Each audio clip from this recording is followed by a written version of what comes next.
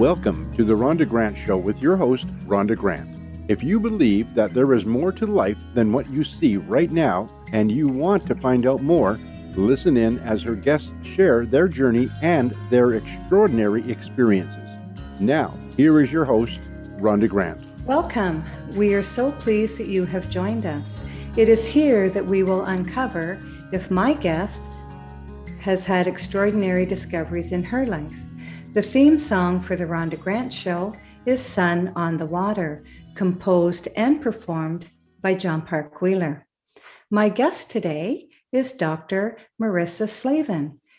Marissa has spent the last 30 years taking care of patients and raising her family. She started writing fiction a few years ago and hasn't stopped since. While doing research for her young adult novel about climate change, Marissa became passionate about the environment. She divides her spare time between environmental activism and screenwriting. Join me in welcoming Marissa. Hello, Marissa. Hi, Rhonda. Thanks so much for having me on. Well, it's our pleasure. And so we're going to dive right in and for you to talk to us about climate change and what it's like to be an author. I'm also an author, and I'm always curious of what inspires other authors to write. Can you tell our listeners how it came to pass that you wrote Code Blue? For sure. So I guess I had never thought that I had the capacity to be a writer. I was always a big reader of both fiction and nonfiction. And it so happened a few years back that I took a trip to Paris, and I was extremely jet lagged and I couldn't sleep. And while I was up at night, just a thought, a story idea came to me, and it just kept filling out in my mind like, oh, what if this happened? And then that happened. And after a few sleepless nights, I decided, well, I better start writing this down. And so I started writing it. And before I knew it, I had written 70,000 words. And I was like, oh, I didn't know I could do that. Awesome. Yeah. So that was sort of my discovery that I had that in me to do that, which was really exciting. And then I took a few writing courses after that. And then I sort of discovered really my passion, not just for writing, but for writing Code Blue. Mm-hmm. And when did you release Code Blue? So Code Blue came out initially in 2018. And the publisher was just the most lovely publisher you could want. Small, but very environmentally focused. So really aligned with what I was trying to do, called Moonwillow Press out of Vancouver, and allowed me to donate all my proceeds to charity. So that was wonderful, and used really friendly, environmentally friendly printing processes for about a year. And then the press shut down. In the meantime, I had written a sequel. And so I approached another publisher, again, looking for one that aligned with my values, with both Code Blue and the sequel Code Red. This publisher was out of Australia, Stormbird Press, and was very pleased to offer me a contract for both books, and just lovely to work with them. And then, unfortunately, tragedy struck again, this time in the form of the wildfires in Australia that destroyed the homes and offices of Stormbird Press. Boy. So, initially, Code Blue was scheduled for release last spring, but because of the fires, it's actually coming out May 24th. Nice. Yeah, Code Blue will be available May 24th, and then Code Red will be available in July. Fantastic. So you're releasing 2 books this year. Yes. Yeah. That's awesome. So when you were writing the book, did you write the whole book when you were in Paris? No. I started, and that was a previous book. That neither of these 2 books. That was a book that I ended up self-publishing. So it was sort of my first foray into writing. It probably took me a good few months, and then more months of editing and rewriting, etc. and then I put writing aside for a little while, and I started writing Code Blue actually because of my daughter. So I have a daughter who is 19 years old now, but when she was a younger teen, she used to read a lot of those books, like Hunger Games and Divergent, sort of dystopian future books where young women were the heroines and they were saving the world. And I was reading them right along with her, because when I was growing up, there were very few books that had young women saving the world. So I was just so thrilled with this, and so impressed that she had these sort of role models in fiction for feminism. But I got to thinking about, these girls save the world because they're brave and they're fast and they can shoot bows and arrows and jump on trains. And I thought, where is the young woman who can save the world because she's smart? Yes. And I said, well, if a young woman could save the world because she was smart, what would she save the world from? And I thought, oh, she could save the world from climate change. And then I thought, oh, I better learn something about climate change. Yes. Yeah. So that was my inspiration, really, was to write something for my daughter. And I think I find for myself anyways, that often when I write, it ends up that I'm writing for myself, right? Maybe I'm writing to the younger version of myself. And I don't know if you've discovered that at all in your writing, but sometimes the messages that we're putting out there for other people are also the messages that we're needing to hear. Well, it's the first person that you're telling the story to is yourself, right? And so it's wonderful, especially with people who write memoirs, right? Yeah, absolutely. Yeah. And so why did you, was it because of your daughter that you ended up writing for young adults? Yeah, it was. What I discovered was I wanted to write for young adults, especially with a topic like climate change, where I felt like they're Yes. the ones who are going to be most affected by it. And they're the ones that we really need to empower to change things. But I think the other thing that I found while I was writing young adult fiction was a lot of older adults also read young adult fiction, and it's more accessible to everyone. For an older adult, a young adult novel may be a bit of a lighter read than your typical fiction, but it makes a difficult topic like climate change much more accessible. So what were your goals in writing the code? You kind of have a Yeah. series now if you're doing Code Blue and then Code Red. Yes. Is there another code? Like how many books are going to be in your series? There definitely could be more. I think we'll see how these two do first, and then if they do well enough, and the publisher would like me to write more books in the series, I certainly would be happy to do that. I think we've got some really interesting side characters, but I don't want to commit too much until we see sort of what direction this goes. Typically, it takes me about 1.5 years to write a novel.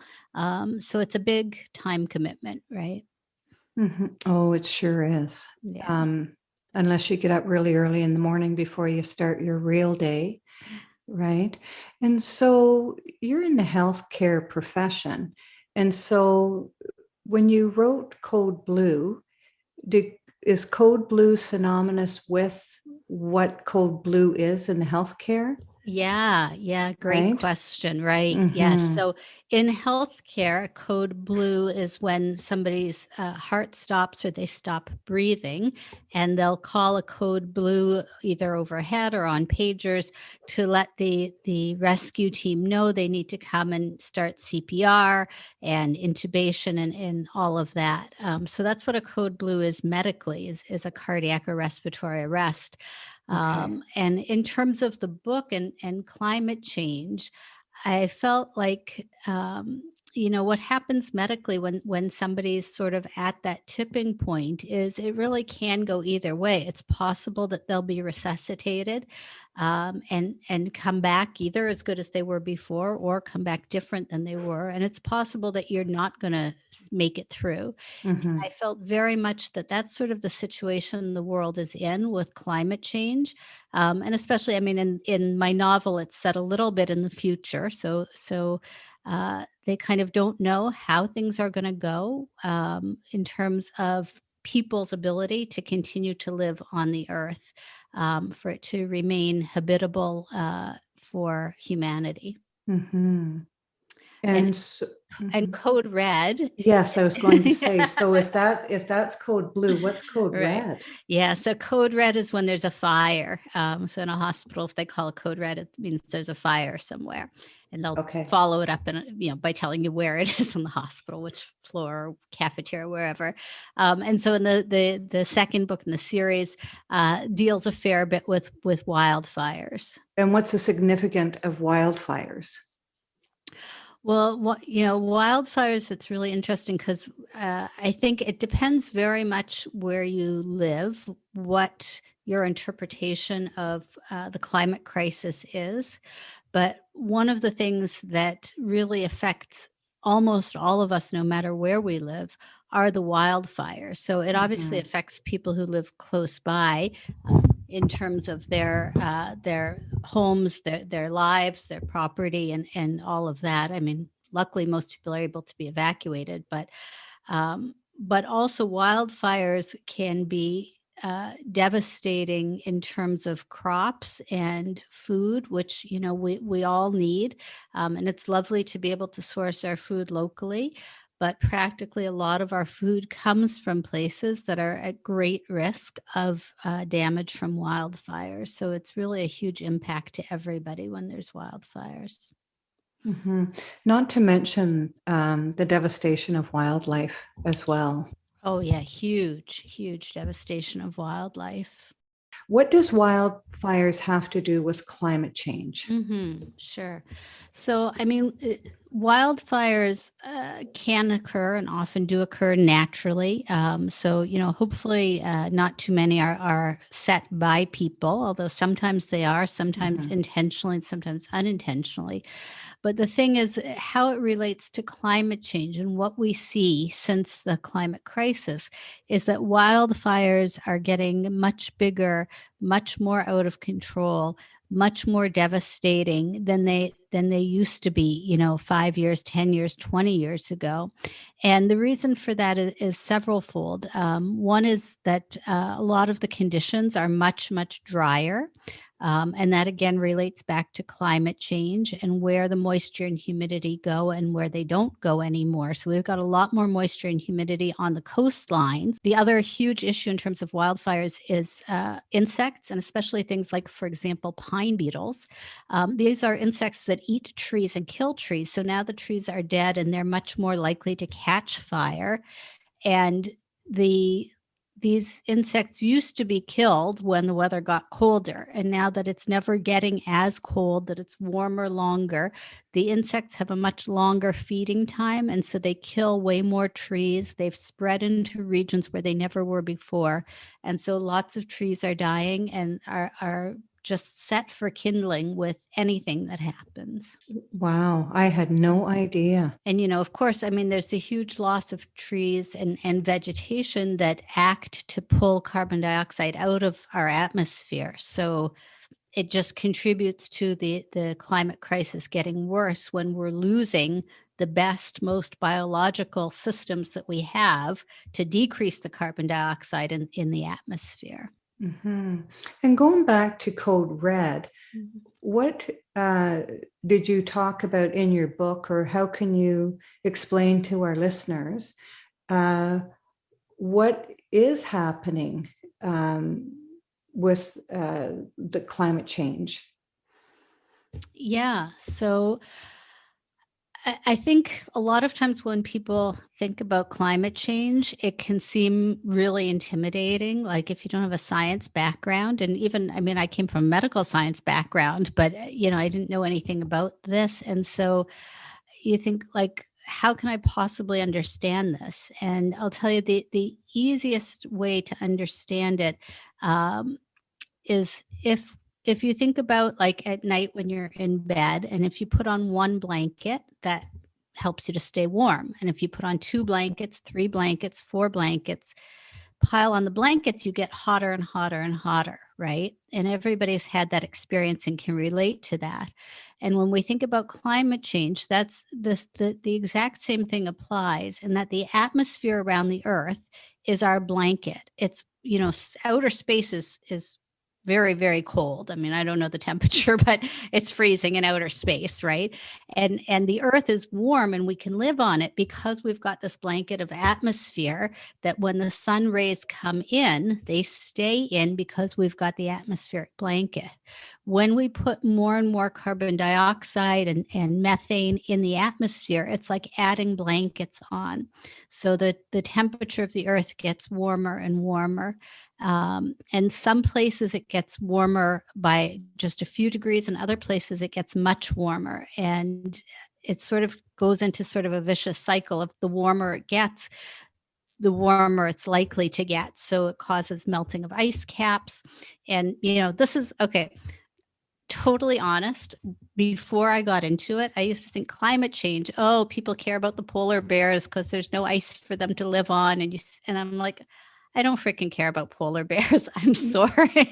Yeah. They might look cute in a cartoon, but I think they're actually pretty vicious. And not that I don't care about animals, but it was not like my top priority. So when I start to go into like, oh, melting ice caps, it always sort of catches me and brings me back to, well, why should we care if the ice caps are melting, right?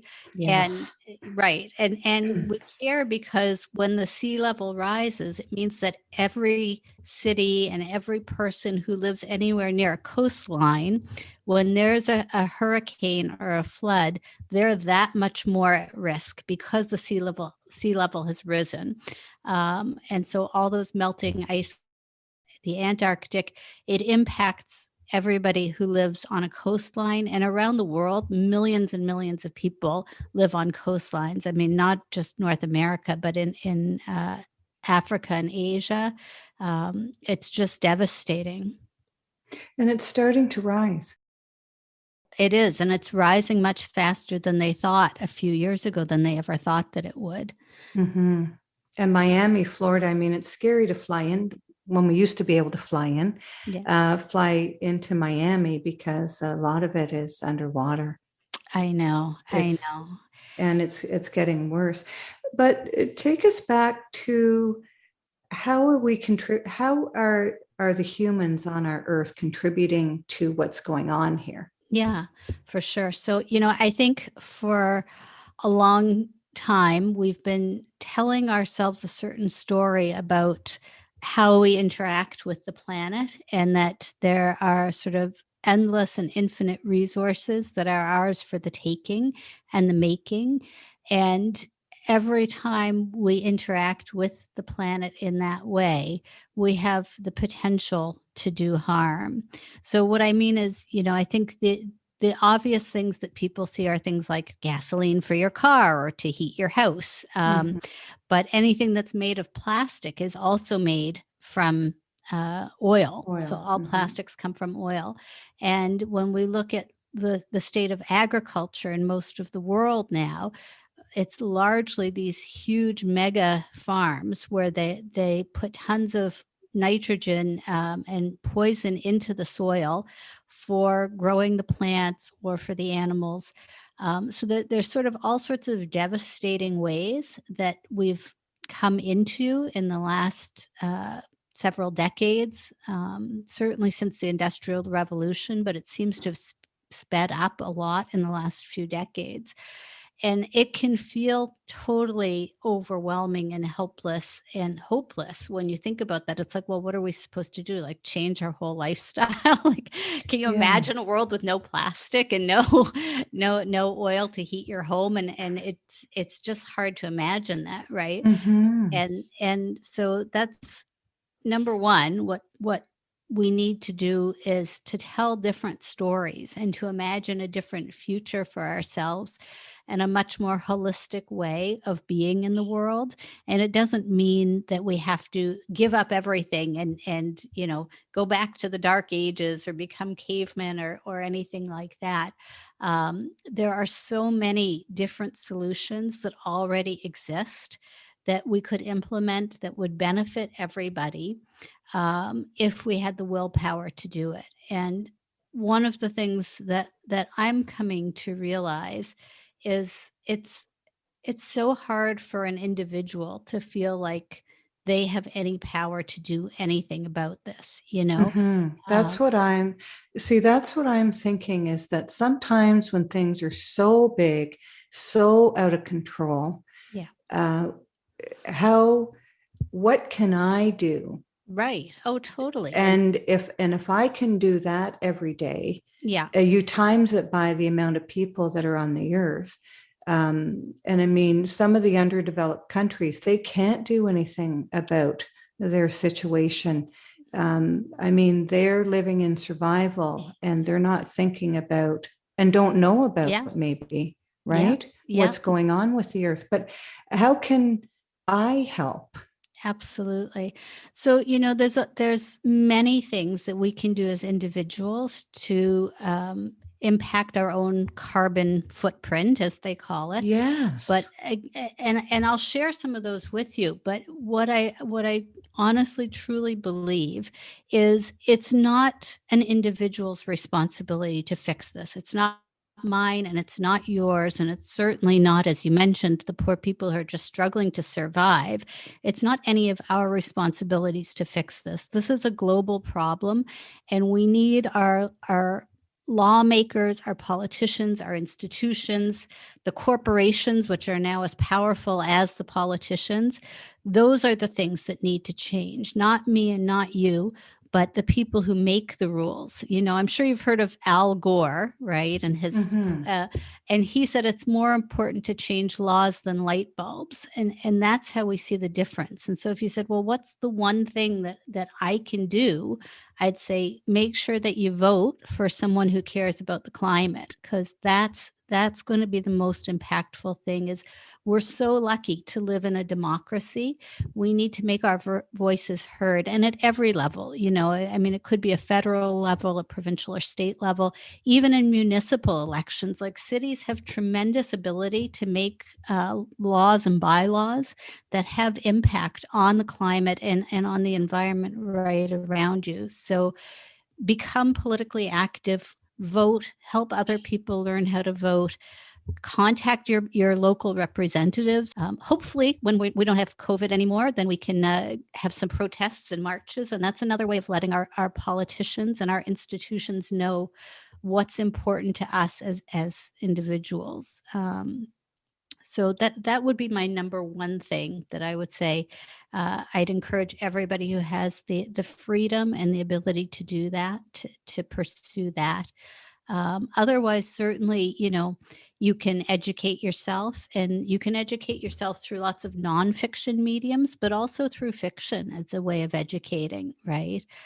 So every little thing that you do to learn more about the situation might put an idea in your head of like, oh, but I could do this, or I know about this, and find a way to help. And all of us have a way to help, not only with our votes, but also with whatever our talents are. So if your talent is in the media, then helping to spread the word is a really important thing that you can do. If my talent is in writing fiction and telling stories, then that's what I can do. And we each need to think about what our own special talent is and how we can use that to help everyone. That's wonderful. And what I really like is that the schools have been teaching generations now to recycle and all of that. And I really think that makes a big impact as well. And there's people that collect bottles on the side of the road or whatever for doing fundraisers for to help a cause. And I mean, types of things like that. And so how can a household, how can a whole household help the overall picture? Sure, definitely. No, you're so right. I mean, the schools have been doing a great job. They teach kids the 3 R's, right? Reduce, reuse, and recycle. So the most important thing you can do is reduce. Reduce the unnecessary things that you're buying. Reduce food waste is huge in North America. The amount of energy that goes into growing our food and transporting our food and refrigerating our food, if any household can reduce their food waste, that in itself makes a huge contribution. So think about, you know, reducing your consumption, especially reducing food waste, reusing whenever you can. For us, we've always been people who liked going to thrift stores, but it's now become like a really popular thing with teenagers. Actually, thrifting is very in. Yes, it is. Yeah. So thrifting is awesome. Reduce, reuse, and then recycle. And again, recycling is somewhat dependent on living in a municipality that's on board to do the recycling, right? Because I myself can't recycle my plastic, but my municipality can. And, I'm very happy. I live in a place where they do composting as well. So I put my compost out with the rest of my stuff, and the city takes it away and composts it and turns it into fertilizer. So those are all really great things that households can do. Our biggest single individual footprints often relate to airplane travel. So that's been something we've all had to curtail of late. And I guess we're all looking forward to getting back on planes and going places, but being mindful of how many things we can do without needing to go on an airplane, right? Like people used to travel so much for work, and now we're discovering like, oh, you actually don't need to travel for work. You can do it from home if you have to. So there's a lot of things that we can do to reduce our energy consumption in that way. Eating less meat, because a lot more energy goes into producing meat than into producing fruits and vegetables and grains. So if you can eat less meat, even if you just cut back a little bit, any of that is very, very helpful. Whatever little bit people can do. It sounds overwhelming. We're supposed to, according to the UN and the Paris Climate Agreement, decrease our CO2 emissions by 50% in 10 years. And that sounds like a lot, but it's actually only 5% a year. Okay. So could you eat 5% less meat? Could you travel 5% less this year than last year? Oh, that doesn't sound so overwhelming. I think I could do 5%. Keep house half a degree cooler in the winter and half a degree warmer in the summer. And if you just take it in small chunks like that and say, well, I can do my 5% this year. This is what I'm going to do this year to reduce my consumption by 5%. You just need to keep doing that and building on it each year, another 5%. But, again, it's good for people to do something and to feel empowered rather than hopeless. But it comes back to having those things available too, like, having subsidies for electric cars and having enough charging stations, having stores that sell things that are not in plastic containers all the time. All of that is beyond an individual's control, right? And they are making bags now that are not plastic. They actually are good. They're okay for the environment. Yeah. But what I found with the pandemic is that more and more people are staying at home and they're working from home, and Zoom was developed, and we're on a Zoom call right now. And so people are not in their offices, which means they're not driving their vehicle to the office. They're staying home. And so that has reduced during the pandemic. I mean, it's incredible how much we've reduced the emissions. Yeah, absolutely. And so the other amazing thing to me about the pandemic is it really shows worldwide what we can do when there's a will to do it. I mean, how quickly the vaccines were developed and cooperation between countries and between scientists. And so sometimes we think, well, we're only one country or one whatever, what can we do? But look, when the world wants to do something, when it's meaningful, the world can act together and can act quickly and forcefully in the face of scientific evidence, right? Oh, yes, absolutely. So is this the extraordinary discovery that you have found in your life? It's what I like to ask my guests.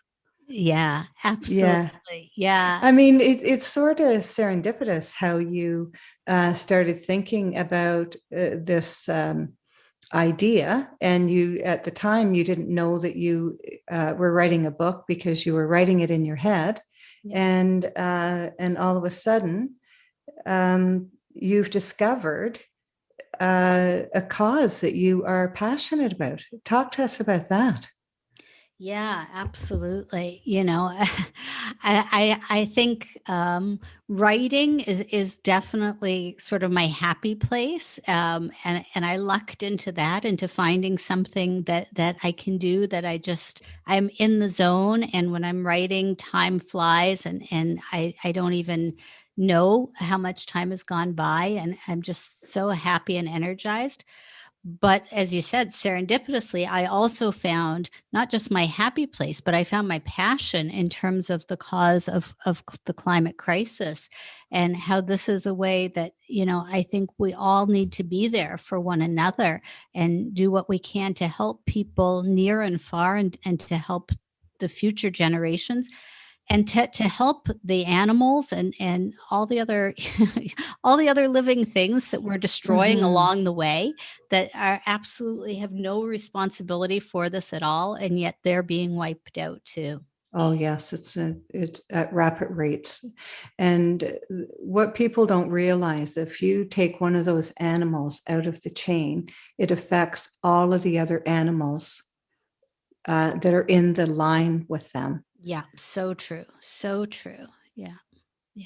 How many people contact you? Like when your book, where is your book going to be available? I guess that Sure. would be the first question. Yeah, definitely. So my book will be available on Amazon for sure, and at my publisher's website. So you can order direct from the publisher. The publisher is Stormbird Press. So it's Stormbird.com. And so you can get it either of those two places. When bookstores start to open up again, I'm going to have I like to support my local independent bookstores, more than sort of the big chains. Oh, wonderful. That's wonderful. Do you feel that you've been called to this work? I mean, you've already been called because you're in the medical profession, and can you tell us a little bit about that? Yeah, of course. So I think from my perspective, my calling in the medical profession was very much about wanting to help others, and feeling like, every job that you do, doesn't matter what it is, there's going to be bad days, and there's going to be things about it you don't like. But if you feel that you're helping somebody else, then it makes the bad part of the job worthwhile. And, within medicine, I practice palliative care. So I care for people who are living with terminal illness, and for their families as well. And again, I felt immediately called to that when I discovered it, that this was a place where people were suffering and where I could help them, perhaps the last chance to resolve sort of any of their suffering while they're in this world, and how impactful that is for their family as well, to have their loved one not suffer. So that was my calling, that I've been so happy with for the last 30 years. And I think the calling to climate change bears a lot of resemblance to palliative care. It's a calling that's really, to me, about helping other people, by seeing what's happening, by acknowledging that something difficult is happening, and saying, well, even if this difficult thing, whether it's our own mortality or whether it's the climate crisis, even though this is happening, what can we do to make things as good as they can be, to make things a little bit better than they are if we do nothing? And I truly believe that's what we're all here for, is to help one another. That's beautiful. What a tender time that we've had talking about this, because a lot of it is life and death. And when we don't face it every day, we don't appreciate it and take action on certain things. So because you're in that caring for people at the end of their life, as you say, you live that. That's what you live. And it's so relative, because we're trying to save our planet the best way we know how. And you've been so instructive. You have a vast knowledge about what you're talking about. And I'm so pleased that we've had this chance to let our listeners know about exactly what's going on from a person who is into it. Like, if you're into your knees, you're up to your neck. And I mean, there's no going back. And I mean, you're the walking, talking example, really, of what you write about. And so I so appreciate it. Is there anything else that you'd like to talk about before we wrap up? We're going to wrap up here shortly. I want to take it not a bit lighter, but just to emphasize that the books Code Blue and Code Red are fiction. Now, all the science in them is real and based on real science, but they're really meant to entertain and engage as much or more so than to instruct. They're not preachy books at all. There's, the teenage girl and the boarding school and the boyfriend and the best friend and the dog and the adventures and it's fun. Oh my God, and the mystery and the thrill and so there's tons of action going on. There's some romance. There's tons of action, and it's just fun. And if you learn a little bit something while you're reading the book, that's awesome. And if you just read it and have fun, that's awesome too. Well, what a legacy. It's just fantastic. Thank you so much for joining us, Marissa.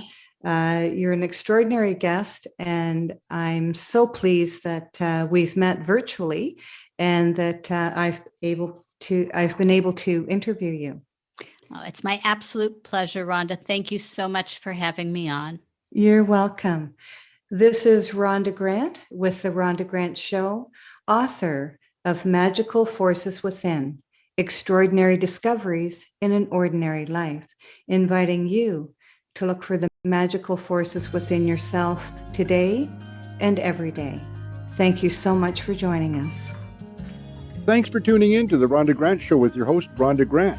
If you would like to find out more information about Rhonda and her upcoming guests and the work that she does, go to her website, rhondagrantauthor.com. That's rhondagrantauthor.com.